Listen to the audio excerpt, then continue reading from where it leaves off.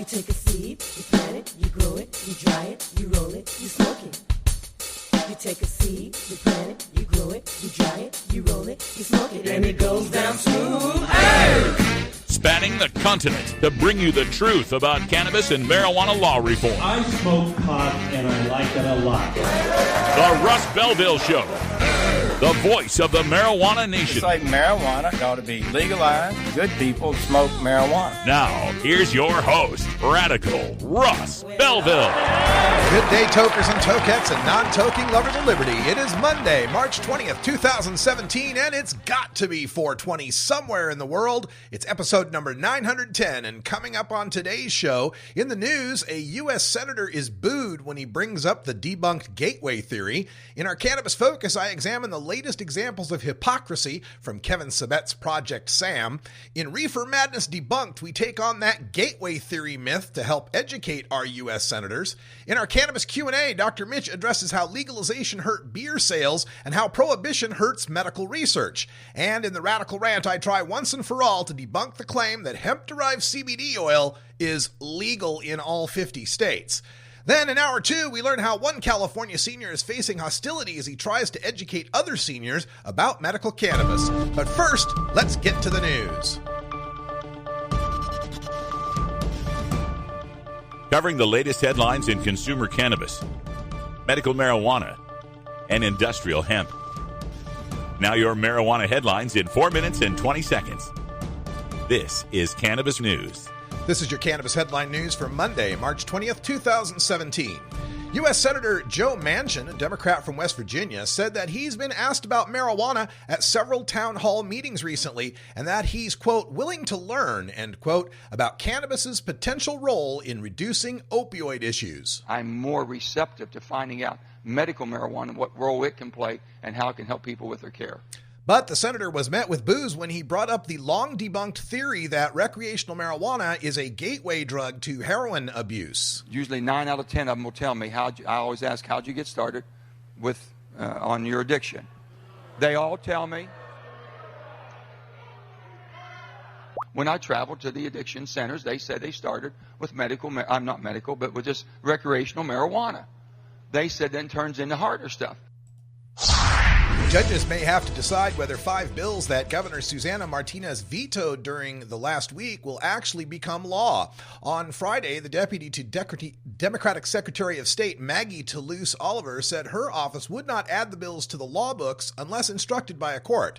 Democratic lawmakers argue that the governor erred by initially vetoing the legislation without any explanation. The state constitution says that when a governor vetoes a bill, quote, he shall return it to the House in which it originated with his objections, end quote. By not stating her objections, Democratic Senator Joseph Cervantes said the governor's vetoes were not valid. Martinez finally sent a message to lawmakers on Thursday evening regarding the vetoes, but Cervantes said it was too late. New Mexico's governor has 3 days to veto bills when the legislature is in session. That deadline lapsed on the 5 bills by the time Martinez issued her message stating why she rejected the bills, Cervantes said. The Arkansas House has approved legislation to ban the smoking of medical marijuana in places where tobacco smoking is also prohibited. Republican Representative Robin Lundstrom's bill advanced out of the House on an 88-0 vote Friday and now goes to the state Senate for consideration. Lundstrom says the intent of the measure is to bring the state in line with the Federal Clean Air Act. Arkansas voters legalized medical marijuana in November. The proposal bans smoking medical marijuana everywhere that tobacco smoking is already banned, in the presence of someone under the age of 14, and inside a vehicle. Under the bill, knowingly smoking medical marijuana in the presence of a pregnant woman would be prohibited. The measure also prohibits those under 21 from smoking medical marijuana. 16 people have been indicted and accused of running a massive homegrown marijuana operation in the greater Denver area. Authorities say that over about 3 years, the group used houses in places like Colorado Springs, Elbert County, and Denver to cultivate marijuana and then make big dollar deals to sell it in Illinois, Arkansas, Minnesota, and Missouri, the Denver Post reported Friday. Law enforcement officers from Colorado Springs to Denver worked with the U.S. Drug Enforcement Administration and federal prosecutors on the case. Authorities over the past year have been focusing on cracking down on marijuana being illegally grown in homes for out-of-state sale. Barbara Roach, chief of the DEA's Denver division, said her office is working on several similar cases that are pending indictments. Backers of legalized recreational marijuana are urging Massachusetts legislators to hold off on any major changes to the voter-approved law. The appeal came as a special legislative committee reviewing the law opened hearings at the State House on Monday. Members of the group that led the November ballot initiative that made Massachusetts one of the 8 states where recreational marijuana use by adults is now legal said lawmakers should wait until a state regulatory board can review the law and make its own recommendations. The board, known as the Cannabis Control Commission, has yet to be appointed. The legislature is weighing a possible increase in the current 12% maximum tax rate on marijuana sales and other issues, including the potency of marijuana products and local control of pot shops. Governor Dennis Daugaard has approved a bill meant to allow people in South Dakota with a prescription to use a non-intoxicating compound found in marijuana if it's approved by the U.S. Food and Drug Administration. Daugaard said on Friday he'd signed the bill and it excludes cannabidiol, if it receives FDA approval, from the definition of marijuana in state law and classifies it as a Schedule IV controlled substance that could be prescribed.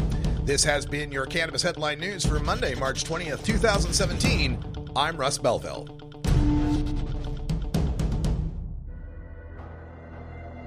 In the interest of fair and balanced journalism, the Russ Belville Show presents the anti-drug public service announcement of the day. Look at me, busy as a bee. Where'd I get all this energy? Oh, man, man. I don't sleep and I don't eat, but I've got the cleanest house on the street. Oh, man, man. Get these hairs all out. This has been the Russ Belville Show's anti-drug public service announcement of the day, exclusively on RadicalRuss.com.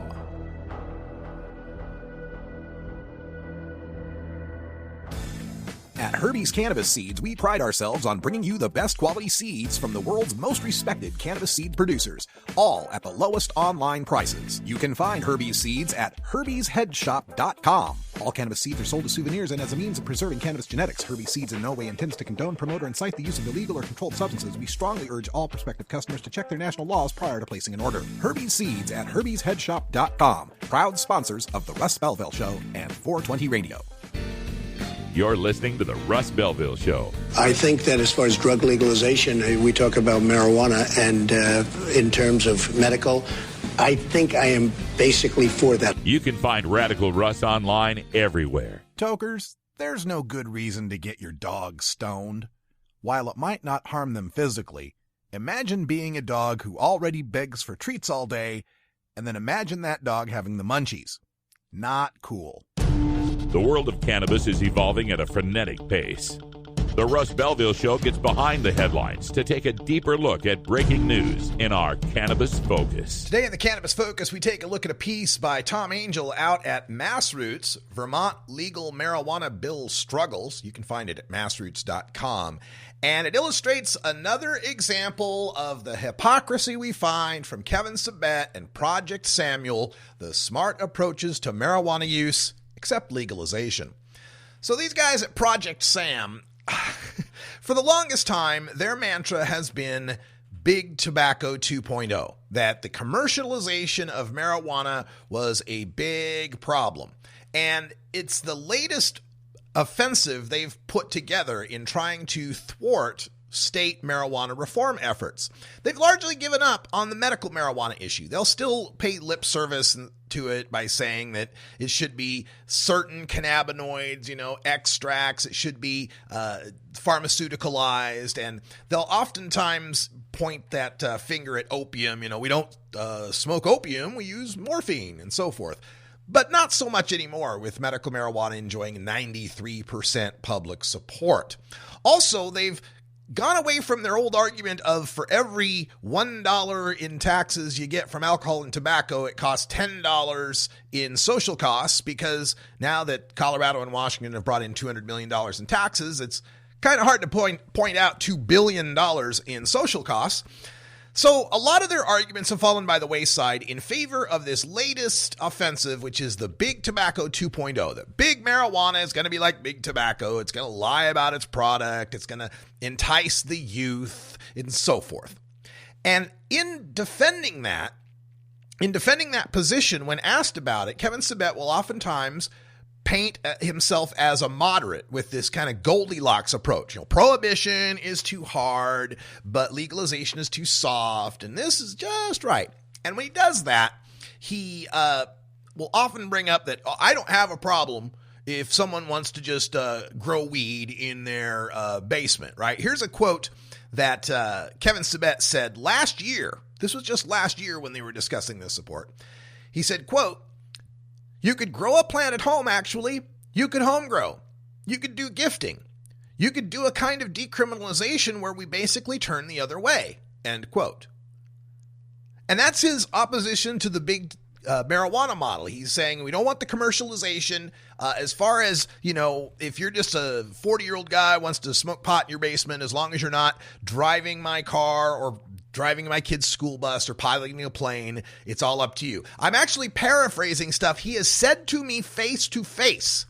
Okay? I've run into him at the United Nations last year, ran into him, I tailed him all around this state in October of 2014. And in 2014, Oregon was going with our legalization, our commercial legalization. At the same time, Washington, D.C. was going forth with their Initiative 71, which is the grow and give legalization. You can grow some plants, you can possess your marijuana, you can smoke it, you can give some to other people, but there's no buying and selling. There's no commercial marijuana. There's no Big Tobacco 2.0. And I cornered him on that when there was a question and answer session in one of the states or one of the cities on the tour in 2014. I asked him, so Kevin, you're all against this big commercial marijuana entity that we're proposing.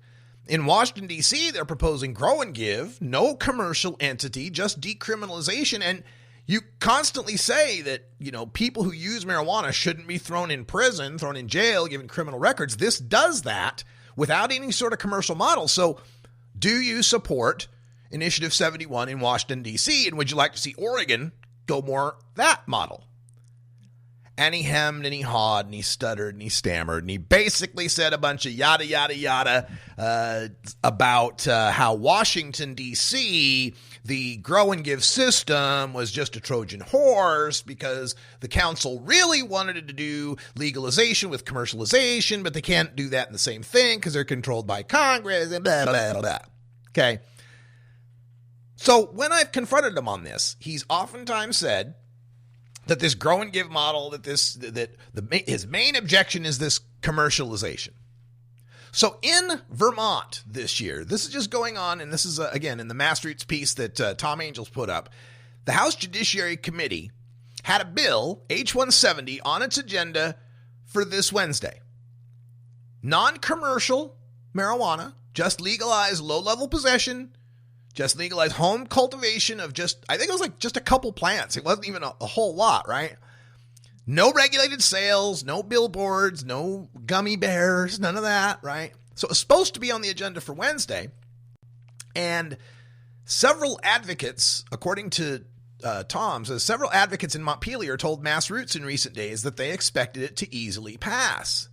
However, the legislation was stripped from the agenda without explanation and not added back.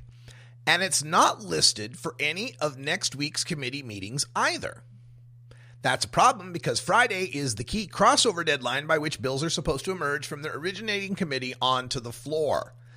End quote. That's Tom Angel writing that. So the Vermont Coalition to Regulate Marijuana, this is the MPP group there, is telling everybody, contact your legislators on this. And what's going on here is that the bill is getting opposed by Project Sam.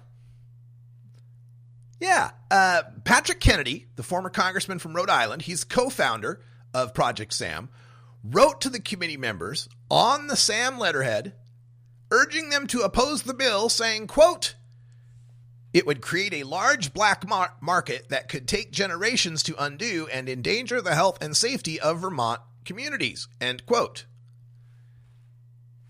it could create a large black market in Vermont? Have you been to Vermont? Do you know people in Vermont? There's already a huge marijuana market in Vermont. The National Survey on Drug Use and Health numbers come out show Vermont to consistently be in the top 5 states for adult use of marijuana. The Rand Corporation, Tom points out, the Rand Corporation found the market in Vermont is already $125 to $225 million per year. It would create, legalization is suddenly going to create a black market in marijuana. Okay, sure. Also in the Project Sam letter from Kennedy is, quote, legislation would also invite organized criminal groups to take advantage of the law to hide in plain sight, as they have done in other states with similar provisions for home cultivation. Such a law would also encourage additional marijuana use by young people, encourage drug driving on Vermont's road, and marijuana use on the job, end quote. Wow. So the hide in plain sight. If we let people grow at home, they'll hide in plain sight, and that'll invite the organized criminal groups. This is the push. This is part of the push by the people that know legalization is going to happen. They know they're behind when it comes to the hearts and minds of the American people, that people do not support a criminal approach to marijuana anymore. So they're going to make it suck as much as they can. And one of the ways they want to do that is to make sure we can't grow at home. They hate the idea of us growing at home. And it's not because organized criminal groups are going to take advantage of this. It's because people that grow at home don't pay taxes on marijuana. That's the main point there. And as this push comes, as this continued frame by our opponents that homegrown marijuana equals criminal marijuana, as that continues to grow, it is going to impact the states that currently allow home grow. We've already seen it in Washington State, in Oregon, where the medical marijuana grow limits were severely curtailed. In Colorado now, we're seeing it where they're trying to reduce that maximum 99 plant limit down. Some of the cities already have it, like Denver's got like a 12 plant limit, I believe. And this recent bust in Colorado that we just told you about in the news, where they find all these major grow house operations going on, that's not going to help matters either. The fight to home grow cannabis, for us to be able to grow our own cannabis plants, is going to be the most important battle of marijuana reform in this decade.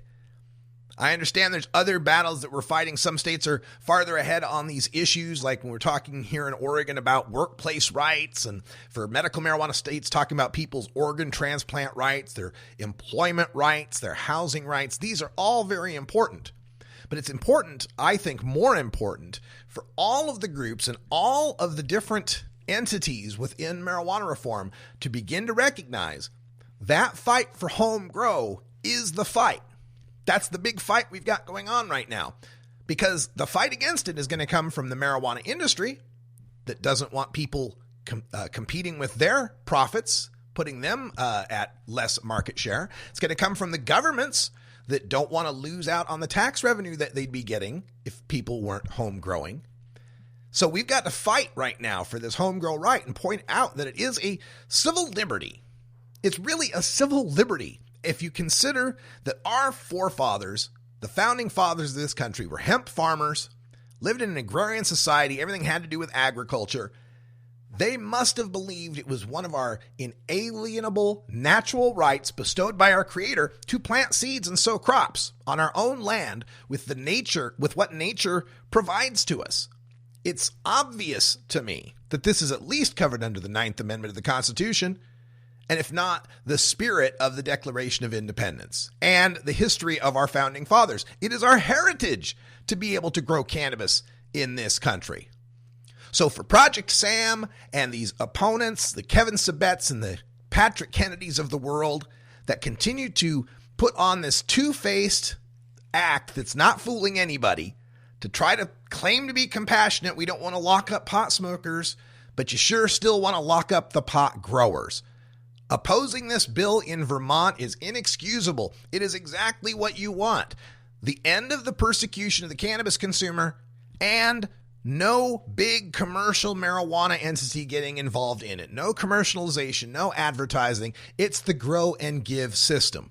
Give it a chance, Vermont. It's curious why they'd pull this bill when it seemed to have so much popular support. I wonder how much influence Patrick Kennedy actually has on that Vermont legislature. I experimented with marijuana a time or two and didn't enjoy it. New beginner guitars and banjos are often constructed much better than ones built before your time. Why struggle?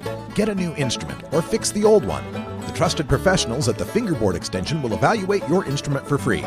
Repairs are priced for people who work for a living. Stop by the Fingerboard Extension downtown Corvallis at 120 Northwest 2nd Street today, or check out its inventory on the web at fingerboardextension.com. You're not high. You're listening to the Russ Belville Show. This is not medicine. This is a Cheech and Chong show. All right. Maybe you're high, too.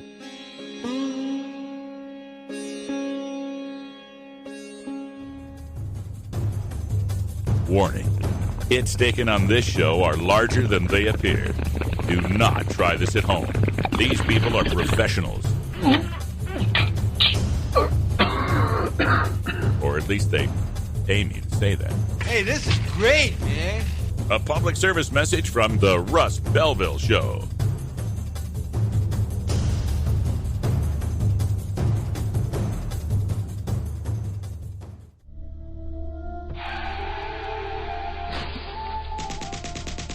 Marijuana is an addictive drug which produces in its users insanity, criminality, and death. Marijuana is the most violence-causing drug in the history of mankind. If the hideous monster Frankenstein came face-to-face with the monster of marijuana, he dropped dead from fright. You know, it's not easy countering 7 decades of propaganda in a 2-hour show, but let's try. It's time for the Russ Belville Show's Reefer Madness Debunked. Today in Reefer Madness Debunked, we're going to take a deeper look at the comments by U.S. Senator Joe Manchin, a Democrat from West Virginia, proving that Reefer Madness is truly a bipartisan condition that can afflict anybody.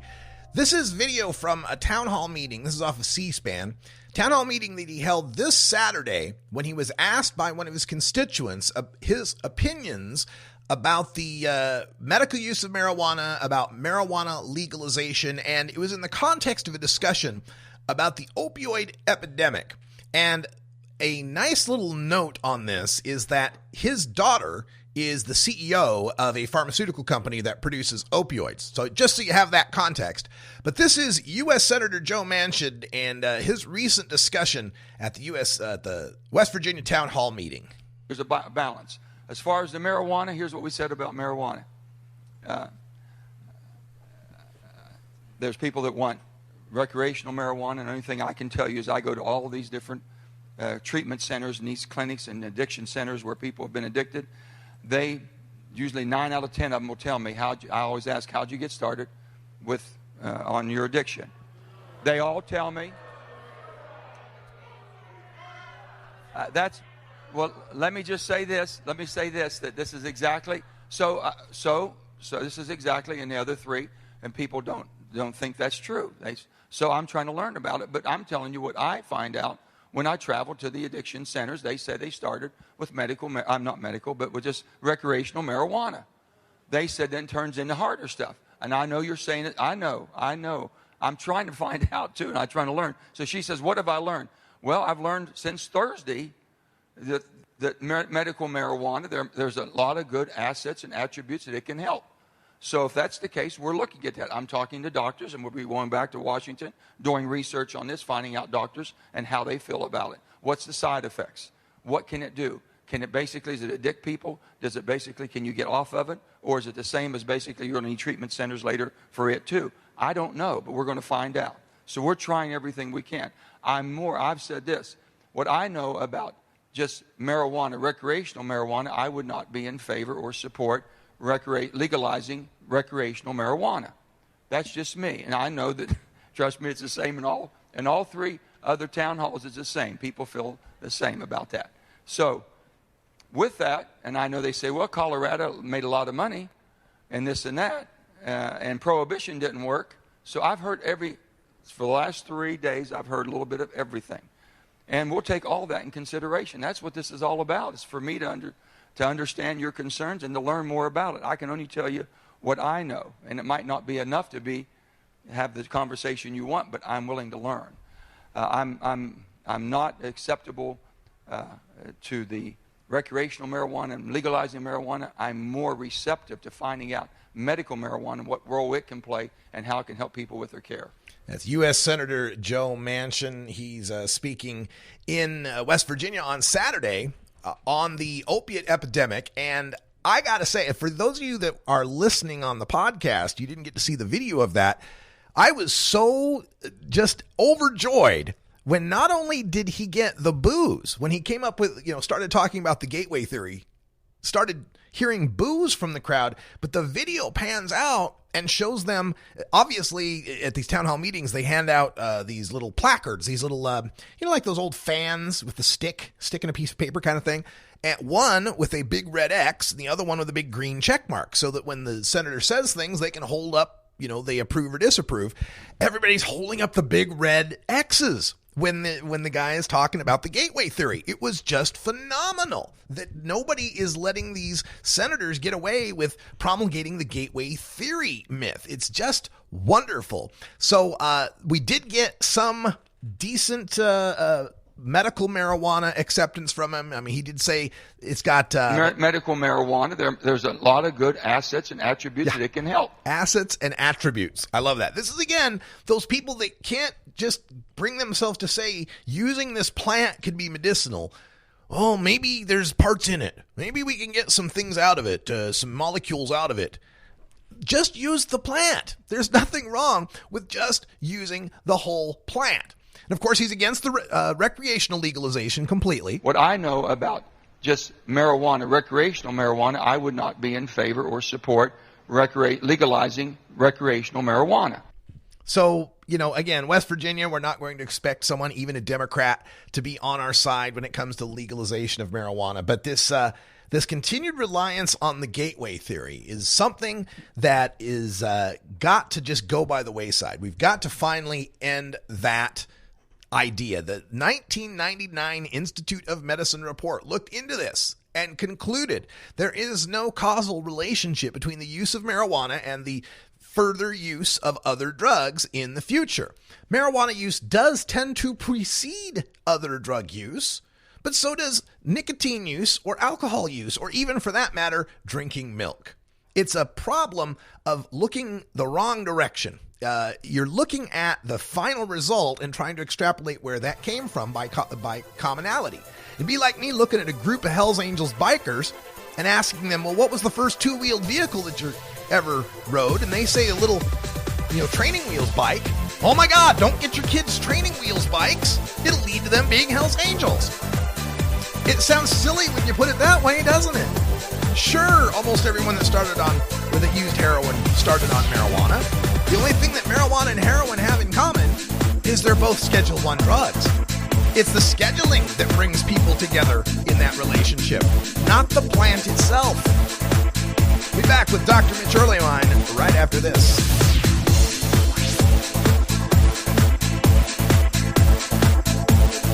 This is the Russ Belville Show on CannabisRadio.com.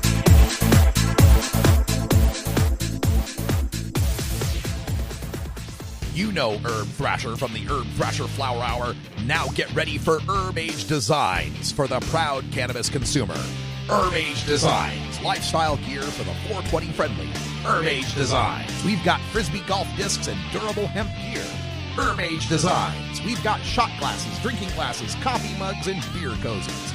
Check us out on Facebook and online at herbagedesigns.com. And follow Herb Age and Herb Thrasher on Twitter. Get the latest updates on the Russ Belville Show by following Radical Russ on Twitter and liking the Russ Belville Show on Facebook. Warning. Hits taken on this show are larger than they appear. Do not try this at home. These people are professionals. Or at least they pay me to say that. Uh-oh. Sounds like somebody's got a case of the Mondays. A public service message from the Russ Belville Show.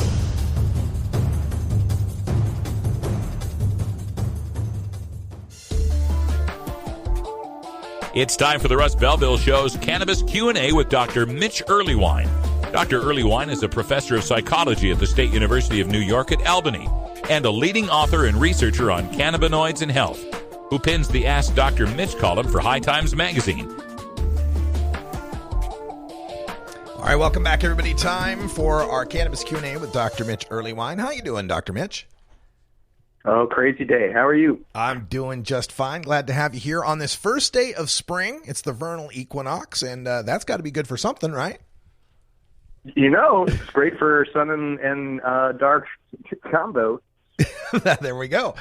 We've got a bunch of studies to get to. I'm also paying attention to the folks in the chat room. If you've got any questions for Dr. Mitch, just put them up in the chat, and we'll be glad to get right to them. But I wanted to start off with this study that they found, this Cannabusiness group that came out with this information that found that legalization of marijuana was becoming a factor in decreasing beer sales. They found it so far in Colorado, Oregon, and in Washington State. And I was wondering what you thought about that, both from a health perspective as Dr. Mitch, but also from a normal perspective of how that might affect the fight for legalization. Well, it's been curious because it's not total alcohol sales, it's only beer. And so it does say something about who is potentially using cannabis as a substitute. And I think from a health perspective, there's, certainly an extra safety using cannabis compared to, say, binge drinking beer. And beer doesn't have some of the health benefits that we've seen, say, with the red wine literature. The whole thing, though, does make me fear that big beer companies and even some of the small ones might start resisting legalization. And I really want to encourage them and even, ask everybody who's buying an Ace to go ahead and pick up a six-pack, even if they only drink them one at a time. There we go. Because I just would hate to have these guys working against us when we've made so much progress.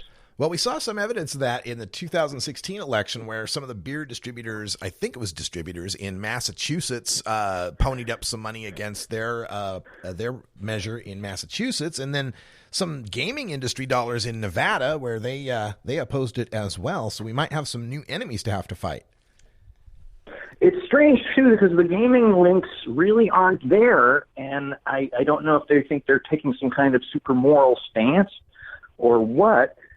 Nobody plays poker worse than somebody really stoned, and I just can't imagine that they've got anything to worry about.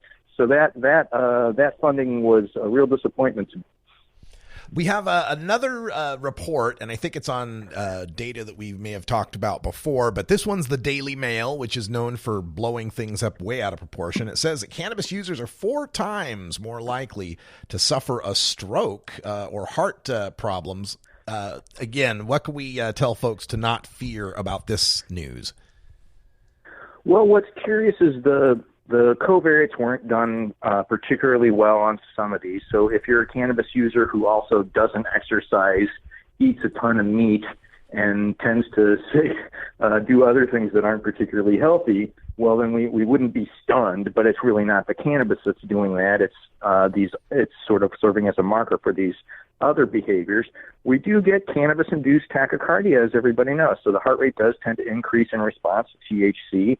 And the key is to make sure, you're using your cannabis wisely and under circumstances where you can stay relaxed and mellow. And all in all, just not push yourself if you happen to be enjoying the plant at the time. Yeah, and again, the making it 4 times the risk that it's not counting for other factors like your lifestyle, your eating habits, and so forth. And haven't we seen, though, that cannabis users tend to have better body mass index and eating habits and so forth? I'm wondering, how did that not factor in?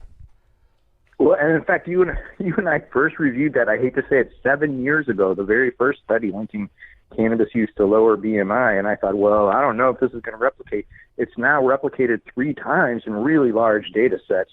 So I do think there's at least a subset of folks who are fans of the plant who are also, really interested in taking good care of themselves and eating right, and those folks should buffer that away.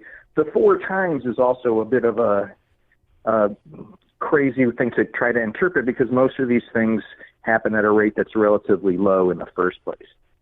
Good point.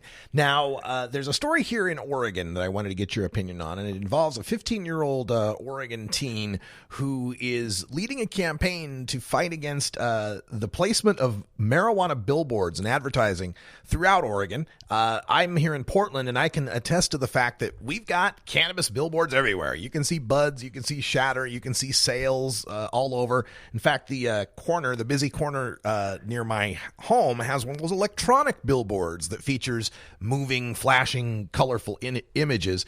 I'm just wondering what studies we may have on the effect of advertising on the youth when it comes to cannabis, because it's so new. I doubt we have much, but what do you make of this, and what sort of restrictions would you and would Normal be comfortable with, if any? To tell you the truth, all we can do is generalize from the tobacco data, and it is unfortunate, but it does have an impact as far as cigarette sales are concerned. I would hope that responsible billboards would emphasize the things we'd like to get across, like recreational use should be, limited and for fun, and that you want to wait until your brain is developed before you really get into this. I want to leave this up to the local communities, though, because I feel like it's unfair for, one group of, say, a bunch of white men to try to decide all this for the entire country. If you happen to live somewhere where everybody is relatively pro cannabis, already generally of age, and wants to have the occasional billboard, that's completely your call. And if you can convince everybody else in your community that's fine, then by all means do it. In contrast, folks who are in situations where they're primarily a family neighborhood, and they see this as an issue that they don't want to expose their kids to before they start the conversation, I feel like that's got to be up to them as well. So the idea that one size fits all just never really appealed to me as far as this was concerned.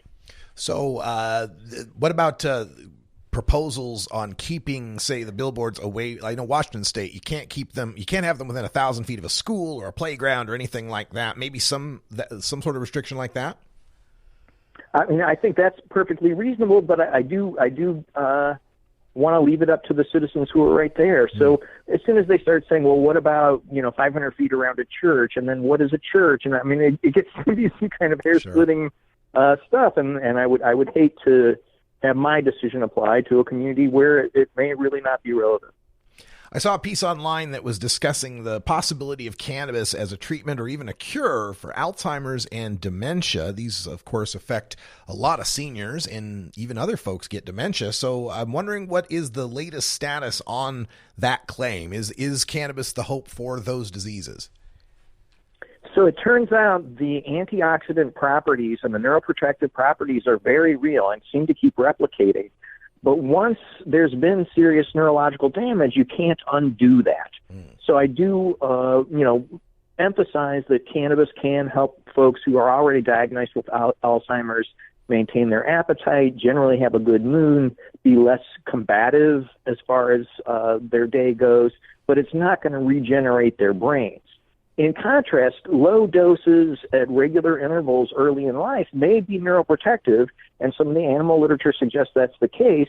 If you do have Alzheimer's in your family, happen to enjoy the plant anyway, it'd be great for you to go volunteer to have an IQ test taken and to sort of keep up with that every few years and see how you do, because I do feel like those data are going to be necessary before we can draw conclusions that are really firm. But it seems like we've got a real chance here, although it's certainly not going to fix the disorder once it's already set in. It may delay onset in a meaningful way. That's good news. All right, let's talk about this. This is something I've known since 2007 when I first met LV Musica, but it's just hitting the mainstream media that government weed is swag, which is kind of funny considering I used to grow up and they talk about the G13 strain the government was growing. So what do you think about this revelation of the U.S. government's pot farm being substandard and really not quality marijuana for research? I mean, both Elvie and Irvin Rosenfeld have emphasized this time and again, and the big step forward for the National Institute of Drug Abuse cannabis that you could get for research federally is to get it up to 8% THC, which, I mean, we couldn't help but chuckle when, you can go to any dispensary in almost any legal state and find things 2 to 3 times that strong. And I really kind of want to weep because it means you've got more exposure to the parts that are really not relevant. So poor Irvin gets that, giant can of joints every month, but he's just supposed to smoke all that, even though if he had something markedly stronger, he could take 2 puffs and get the same effect as a whole joint of that material. You don't want all those respiratory irritants going into your body. And the fact is, stronger pot does require less in order to get the desired medical effects. And in the long run, really is a harm reduction technique. So before we go, the sky is falling, oh my God, it's so strong, we might actually say, hooray, it's so strong, we don't have to smoke so much, and we can get the medical impact. Yeah, Dr. Sue Sisley is using that marijuana right now. FDA approved researcher testing on vets with PTSD.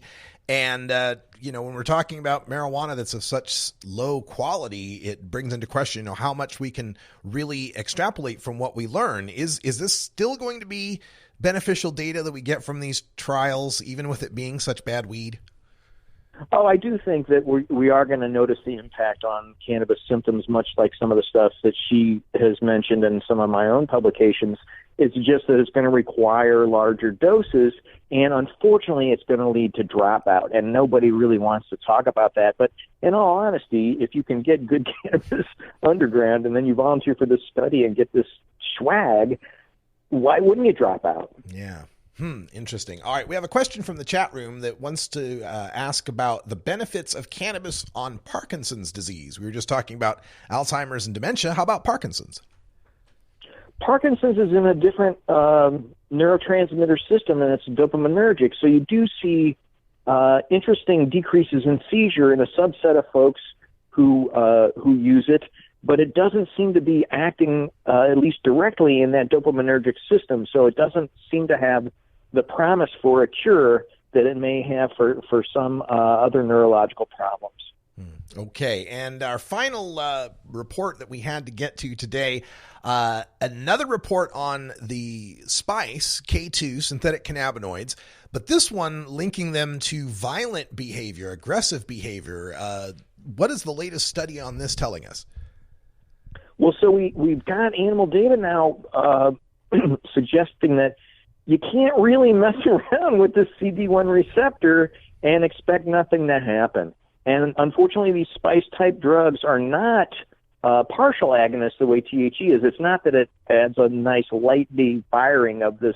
It's a hardcore, rapid-fire, beyond metaphor, but basically saying, ooh, I want to look at a sparkler, and suddenly you're firing a giant bomb, So of course you see some pretty outrageous behavior on this, and now both animal and some human reports are confirming that this leads to such erratic behavior that it can lead to violence if the person or the animal is basically misinterpreting the situation.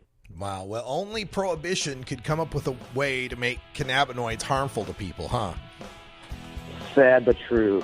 Sad but true. Dr. Mitch Earlywine is the host of Burning Issues podcast on CannabisRadio.com. Check that out every week and get yourself some more cannabis science, and joins us every Monday here on the Cannabis Q&A. Thanks, Dr. Mitch, and if you want to email him, email at 420research@gmail.com, and we'll talk to you next week, sir.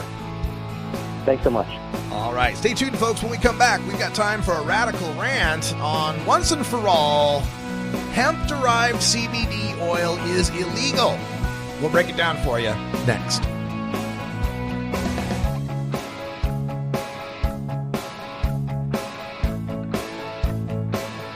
This is the Russ Belville Show on CannabisRadio.com.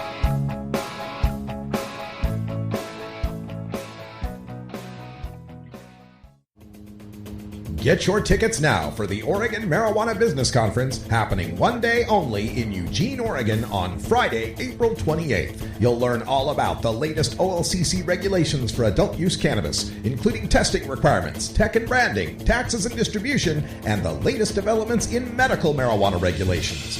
OMBC features networking with Oregon's leading experts in marijuana, including State Senator Floyd Przansky. You'll also get to hear from author, actor, and punk rock icon Henry Rollins delivering the keynote address. Early bird pricing is available for conference-only and VIP passes, which get you access to the VIP networking events featuring Henry Rollins and other speakers. It's the 2017 Oregon Marijuana Business Conference. Tickets available now at OregonMBC.com. That's OregonMBC.com before April 14th to get your early bird pricing. OregonMBC.com. You're not high. You're listening to the Russ Belville Show.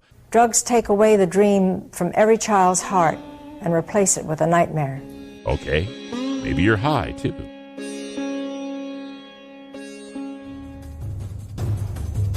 Warning. Hits taken on this show are larger than they appear. Do not try this at home. These people are professionals. Or at least they aim you to say that. This sucks. I hate... Yeah. A public service message from the Russ Belville Show.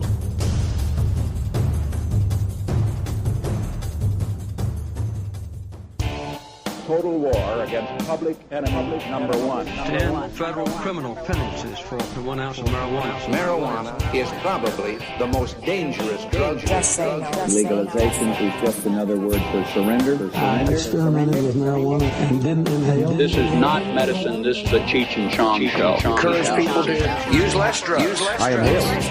That was the point. I think it would be a mistake to legalize. Negative reports coming out of Colorado. Good people don't smoke marijuana.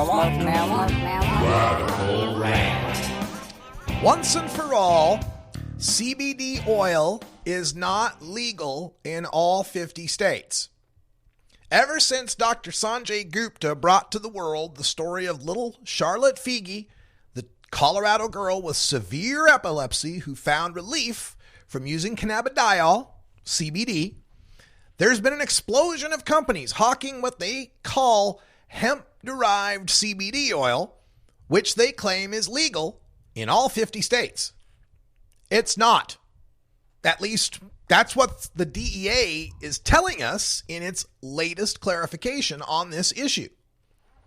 According to one manufacturer, their, quote, CBD oil extracted from hemp plants grown in Northern Europe is legal because, quote, hemp oil has been a legal import to the United States for decades, end quote. Notice how one reference to, quote, CBD oil, end quote, is supported by the legality of, quote, hemp oil, end quote. CBD oil manufacturers often muddy the waters with references to industrial hemp. Quote, CBD, and even THC, found naturally in hemp products, one manufacturer claims, are legal at the U.S. federal level because hemp consumer products are legal at the federal level, end quote. Well, yes, indeed. Hemp oil has been legal for decades. In the early 2000s, the DEA tried to ban hemp food products due to their trace THC content. In the 2004 case, Hemp Industries Association versus DEA, the court found that Congress banned marijuana with an H.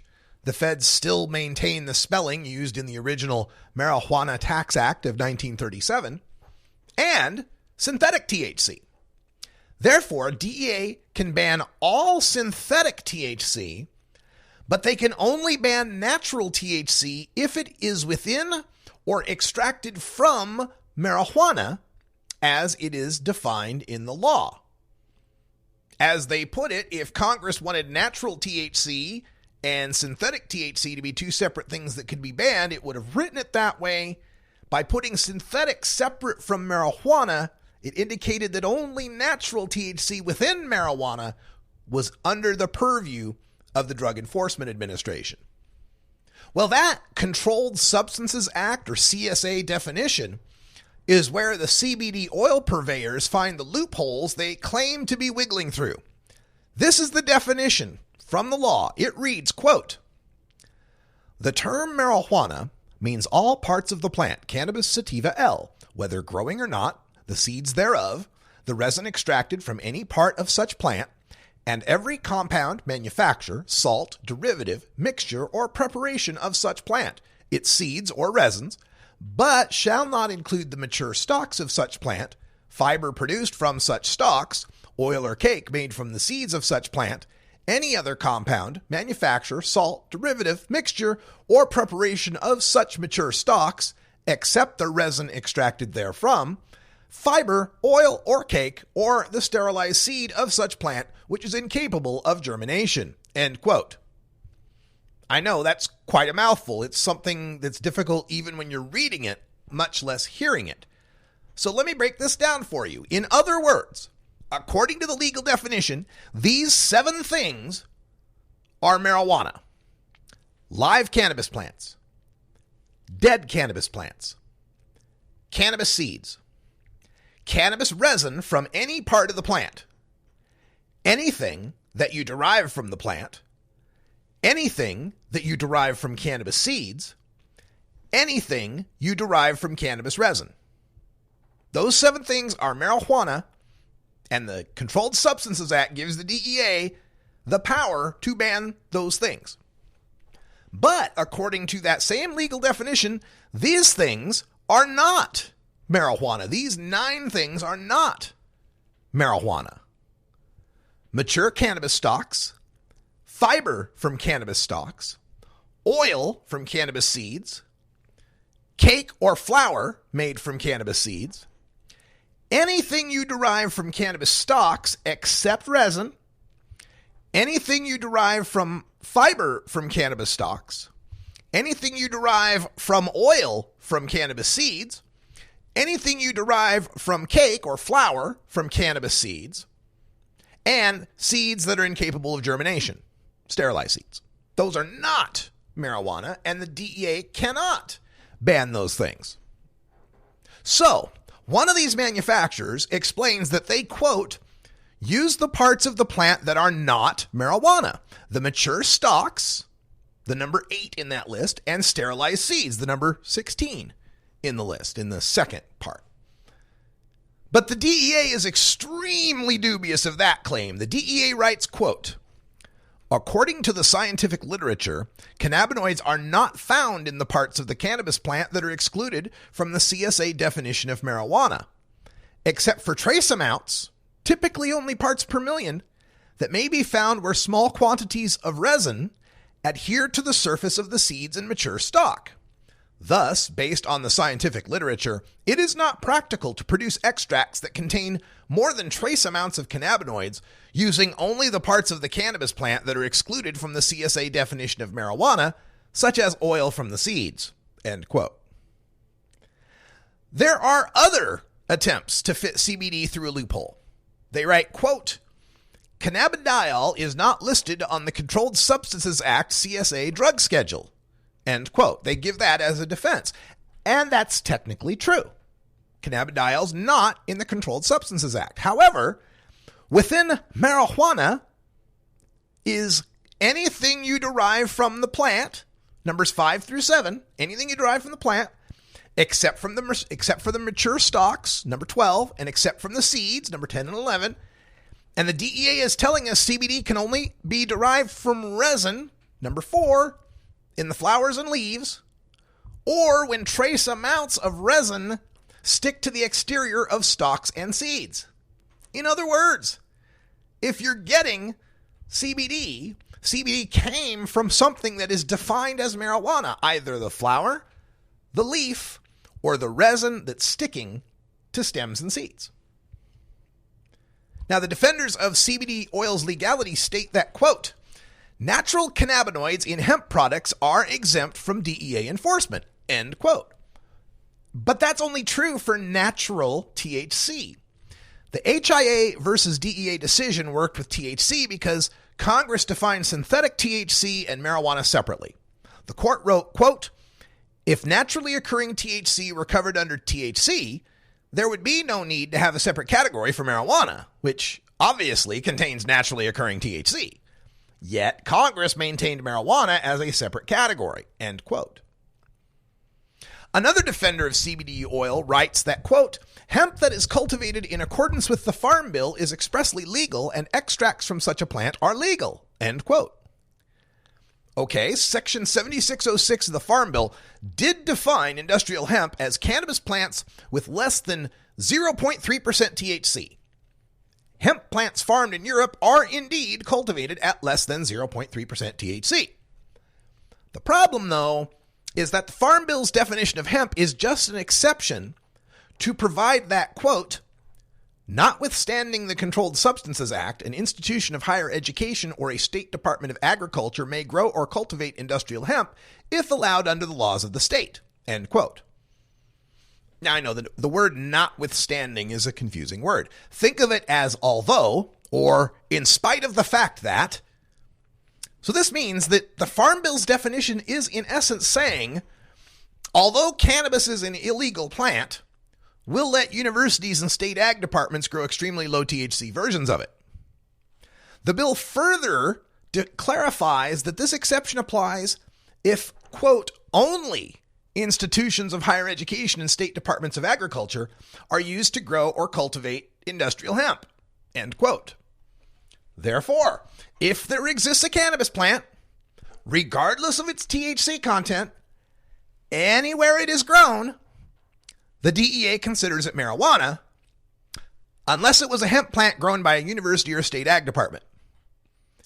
Whatever you extract from a hemp plant is marijuana, except what you extract from stalks and seeds, which the DEA says couldn't possibly be CBD unless that came from resin sticking to the stalks and seeds, and all resin from anywhere on any cannabis plant is marijuana. Now, to be perfectly clear, I am all for CBD oil. I have seen health miracles occur for people because of CBD oil.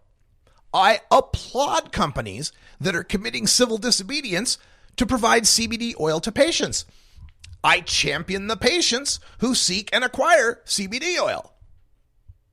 My only complaint is with those companies that are enticing patients to buy and business owners to sell their product under the illusion that there is nothing illegal about CBD, when the DEA clearly believes it is.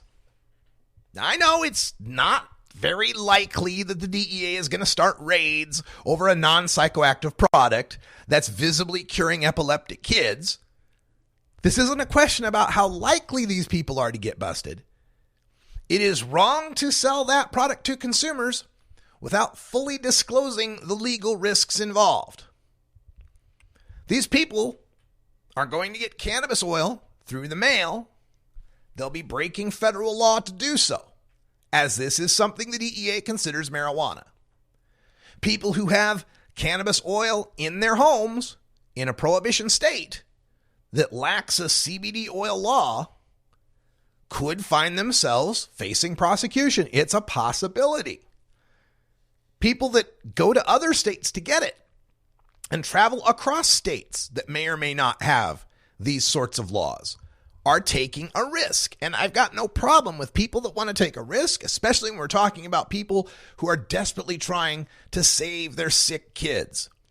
And again, it's a beautiful thing that growers and processors and companies want to step up to help them and take the risk themselves, a bigger risk than what the patients are taking, because those companies are the ones that would be the targets. They are the ones that would have their assets seized. They are the ones that would be looking at serious federal time,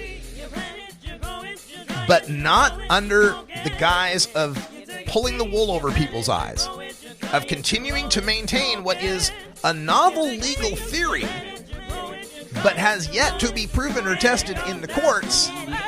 And the current jurisprudence on this suggests that the DEA believes strongly this is illegal and that the courts would agree with them. All right, that's all the time we got for Hour 1. Thank you, podcasters, for listening. Stay tuned, live listeners, for Hour 2. Toker Talk Radio is coming up next. We got all sorts of things to talk about.